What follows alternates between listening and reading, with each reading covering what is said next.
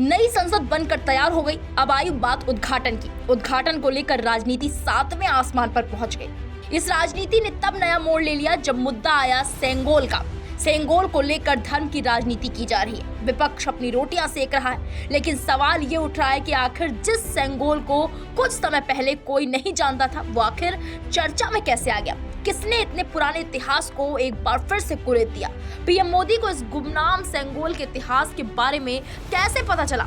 दरअसल साल 1947 में स्वतंत्रता के समय आखिरी वायसराय माउंटबेटन ने सत्ता हस्तांतरण के प्रतीक के तौर पर सेंगोल पंडित नेहरू को सौंपा था। उसके बाद इसे इलाहाबाद संग्रहालय में नेहरू को तोहफे में मिली स्वर्ण छड़ी बताकर रख दिया गया।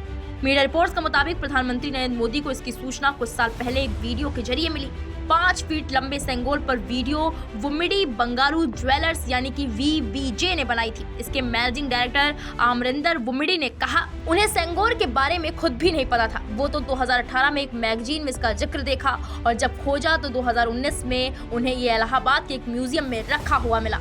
उसके बाद उन्होंने म्यूजियम के अधिकारियों के साथ प्रेस कॉन्फ्रेंस की सोची। हालांकि महामारी की वजह से ऐसा नहीं हो पाया, लेकिन सेंगोल पर एक वीडियो बनाया गया। बाद में ये वीडियो पीएम मोदी के संज्ञान में आया। पीएम कार्यालय ने एक टीम नियुक्त की जिसने वुमिडी ग्रुप से संपर्क किया। खोजबीन में सामने आया कि सेंगोल को बेंगलोर के famous Vummidi Bangaru Chetty and sons jewellers and diamond merchants ने ही तैयार किया था। उनके परिवार के पास सेंगोल की एक तस्वीर भी है। इस दौरान ये भी पता चला कि 1947 में सत्ता के हस्तांतरण को दर्शाने के लिए सी राजगोपालाचारी के अनुरोध पर तमिलनाडु में तिरुवदुरुई अधिनाम द्वारा राशि 5 फीट लंबा सेंगोल का निर्माण किया गया था। इसे बनाने का काम वुमिदी बंगारू चेट्टी को मिला था। बंगारू चेट्टी ने सेंगोल को 100 से अधिक सोने के गहनों से बनाया था। उन्होंने उस समय इसे बनाने के केवल 15,000 रुपए लिए थे और 30 दिन से भी कम के समय में इसे तैयार कर दिया था। उनके साथ इसे बनाने में उनके बेटों वुमिदी एथिराजुल और वुमिदी सुधाकर ने एक प्रमुख भूमिका निभाई थी, लेकिन उनका परिवार वक्त के साथ सेंगोल को भूल गया। वुमिदी परिवार की माने तो वो खुद उस सेंगोल को भुला चुके थे। ये भी नहीं पता था कि सेंगोल लंबे समय से कहाँ था।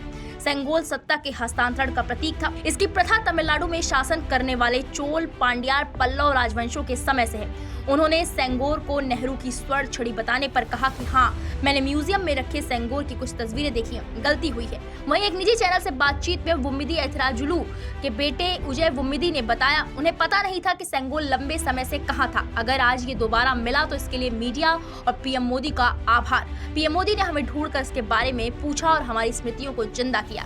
वैसे ये सेंगोल कहीं खोया नहीं था, बस यादों से धूमिल हो गया था। कुछ समय पहले उनके मार्केटिंग हेड को ये छड़ी के रूप में इलाहाबाद म्यूजियम में मिला। इसे बॉक्स में रखा गया था और लिखा कि ये स्वर्ण छड़ी नेहरू को तोहफे में मिली थी। बता दें कि सेंगोल 1947 में नेहरू को मिलने के बाद से गायब हो गया था, लेकिन 15 अगस्त 1978 में कांचीपुरम के कांची कामकोटी पीतम के 68वें संत श्री चंद्रशेखरेंद्र सरस्वती स्वामीगल, जिन्हें महापेरियावा नाम से भी जाना जाता है, उन्होंने इसके बारे में एक आयोजन में अपने अनुयायी डॉक्टर BR सुब्रमण्यम को बताया और उन्होंने इसका जिक्र अपनी किताब में किया। उसके बाद इसी किताब के हवाले से मीडिया में लेख प्रकाशित हुए और उन्हीं लेखों की बदौलत आजाद भारत में पंडित नेहरू को मिले सेंगोल की कहानी हमारे सामने है। मीडिया में ये भी बताया जा रहा है कि सेंगोल की जानकारी पीएम मोदी को प्रसिद्ध डांसर पद्मा सुब्रमण्यम ने एक चिट्ठी के जरिए दी थी।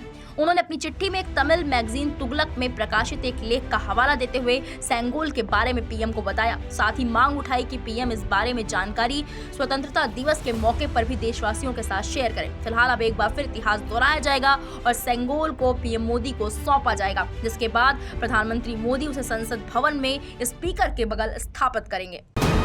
VK न्यूज, राष्ट्र के नाम।